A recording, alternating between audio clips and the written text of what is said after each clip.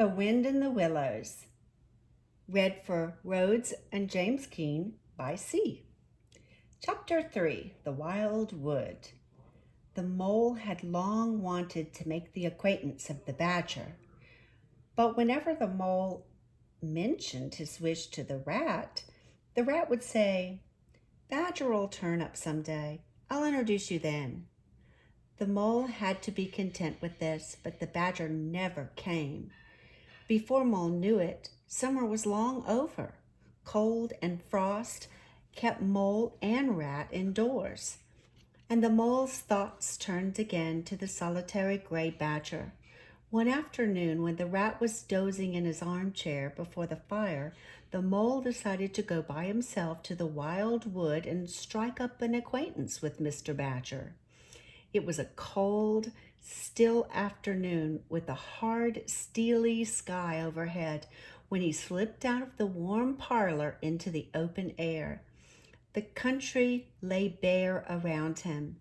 Without green leaves, everything looked poor. But Mole found it exhilarating.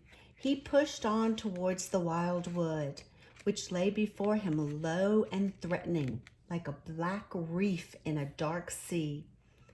He walked further into the woods where the light was less and the trees crouched nearer and nearer. Everything was very still now. Dusk approached suddenly. The light was draining away like floodwater. Then the faces began. Over his shoulder, Mole thought he saw a face. A little evil wedge-shaped face, looking out at him from a hole. When he turned, the thing vanished. He told himself cheerfully not to imagine things. He passed another hole and another and another, and then, yes. He saw a narrow face with hard eyes flash up for an instant from a hole and then disappear. He hesitated. Then every hole, near and far, and there were hundreds of them, seemed to possess faces. They stared with hatred, all hard-eyed and evil and sharp. If he could only get away from the holes, he thought, there would be no more faces. He jumped off the path and plunged into the woods. Then the whistling began, very faint and far behind him. He ran on. Still very faint and shrill. It sounded far ahead of him. He stopped. Then it broke out on either side of him. He was alone and far from help, and night was closing in. As he paused, a rabbit came running hard towards him through the trees. The animal almost brushed him as it dashed past. "Get out of here, you fool!" the rabbit squeaked. Then he was gone. In a panic, the mole ran. He knew not where. He fell many times. At last, too tired to run, he took refuge in the deep hollow of an old birch tree, hoping he was safe. Meanwhile, the rat dozed by his fireside. Then a log slipped, the fire crackled, and he woke up with a start. The house was very quiet, and he called out, "Moley!" But the mole was not there. The rat left the house and examined the muddy ground outside. He could see the mole's footprints running along the river and directly into the wild wood. The rat looked very grave and stood in thought for a minute. Then he entered the house, strapped on a pair of pistols, took up a sturdy stick, and set off to find his friend. Darkness was coming on as he entered the wood. He called out, "Moley! Moley! Where are you? It's me, Ratty!" He plunged deeper into the woods, calling as he went. After an hour, he heard an answering cry. From out of an old birch tree came a feeble voice saying, "Ratty, is that really you?" The rat crept into the hollow where he found the mole exhausted and trembling. "I've been so frightened," shuddered the mole. "Oh, I'm sorry." "I understand," said the rat soothingly, "but you shouldn't have done it, Molly. We river bankers hardly ever come here by ourselves.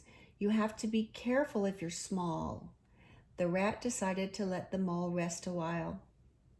After a time, the rat said, "Now then, we really must go." He went to the entrance and put his head out. "What's up, Ratty?" asked the mole. "Snow is up," replied the rat briefly. "Or rather down. It's snowing hard. Well, it can't be helped. Only thing is, I don't know exactly where we are, and this snow makes everything look so different." The mole would not have known that it was the same forest. They set out bravely, holding on to each other. But every tree looked the same. Soon they were weary, wet, and chilled to the bone. There seemed to be no way out. They struggled on and passed around the side of a little hill. Suddenly, the mole tripped and fell on his face with a squeal. "Oh, my leg!" he cried. "Oh, my poor shin!" "Poor old Molly," said the rat kindly. "Let's have a look." He took out a handkerchief and dabbed at the mole's shin. "You've got a little cut." "It's a very clean cut," said the rat, looking closely. "This was not done by a stick or a stump. Looks as if it was made by a sharp edge, something metal." The rat began to scratch in the snow. Suddenly the rat cried, "Hooray!" and bounced up. "Hooray! Hooray!" "What is it?" asked the mole, still nursing his leg. "Come and see," said the delighted rat as he danced a jig. The mole bent down to look. "All I see is a doormat," he said. "Don't you see what it means?" cried the rat. "Help me shovel." They both shoveled the snow with their paws. In a few moments, they saw a wonderful sight. In the side of the snowbank was a solid-looking little door. A bell pull hung by its side, and below it, on an engraved brass plate, they could read, "Mr. Badger." The mole fell backwards on the snow from the sheer surprise and delight. "Rat, you're so clever. I just got a cut, and you found what cut me. Then you found this doormat and reasoned there must be a door to go with it." "Are we going to sit in the snow all night?" interrupted the rat. "Ring the bell." While the rat hammered the door, the mole swung on the bell pull with all his might, and from a long way off they heard a deep-toned bell respond. Mr. Badger. They waited patiently for what seemed a very long time, stamping in the snow to keep their feet warm. At last they heard slow, shuffling footsteps approaching the door. There was a noise as the bolt shot back. The door opened a few inches, enough to show a long snout and a pair of sleepy, blinking eyes. "Who is it, disturbing people on such a night?" said a gruff and suspicious voice. "Speak up!" "Oh, Badger," cried the rat, "let us in, please. It's me, Rat, and my friend Mole. We've lost our way." "Why, Ratty!" exclaimed the Badger in a much friendlier voice. "Come in, both of you. Lost in the snow and in the wild wood, too. Come in." The two animals tumbled over each other in their eagerness to get inside. The Badger looked down on them kindly and said, "This is not a night for small animals to be out. Come with me to the kitchen." The Badger shuffled down a long, gloomy passage, and Rat and Molly followed. Badger flung open the door, and they found themselves in the warmth of a large, fire-lit kitchen. The kindly Badger thrust them down in front of the fire. He fetched dry robes and slippers for them. Then he bandaged Mole's skin as good as new. The frightening wild wood seemed miles away. The badger summoned them to the table to eat. He sat in his armchair and nodded gravely at Rat and Molly as Rat and Molly told their stories. He never said I told you so, or remarked that they should have done so and so. The mole began to feel very friendly towards them. When supper was finished, the badger said heartily, "Now then, tell me the news from the river. How's old Toad?"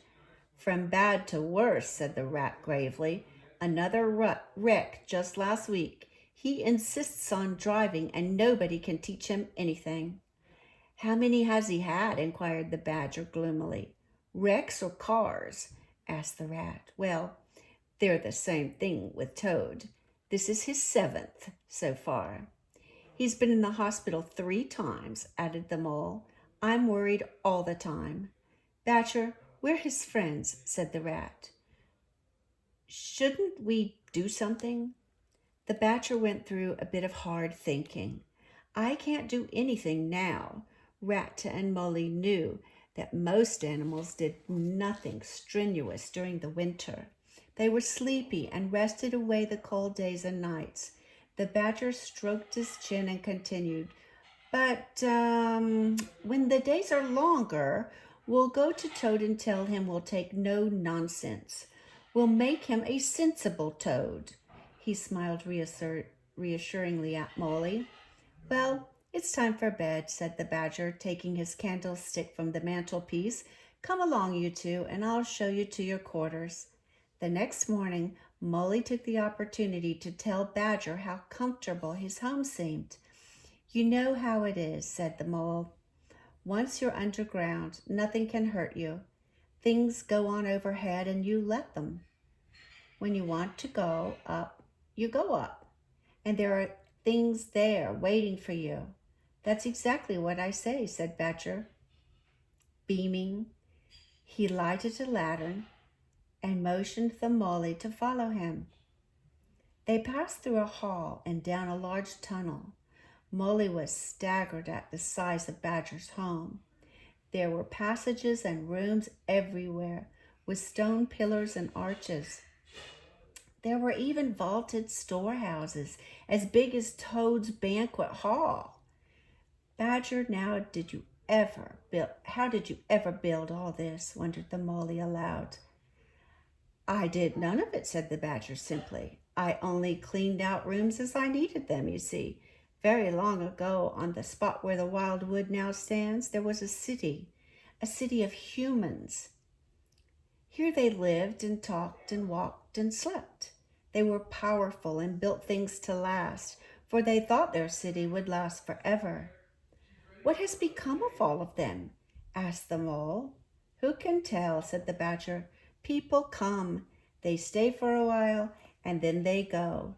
It's their way, but we animals remain."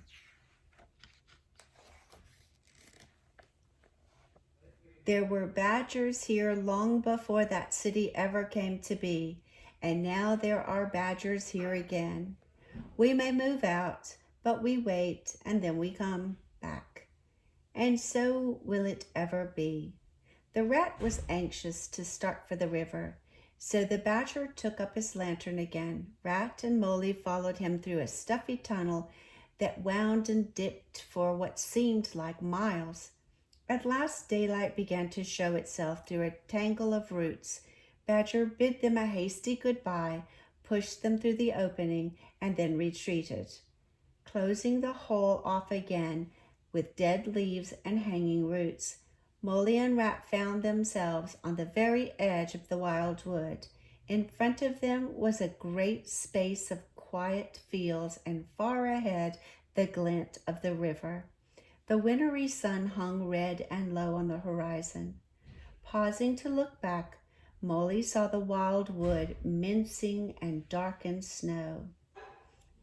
Then he turned and with his friend hiked swiftly toward home, knowing that the gentle river and fields held adventure enough in their own way to last a lifetime. And next time, we'll start on page 32 with Mr. Toad.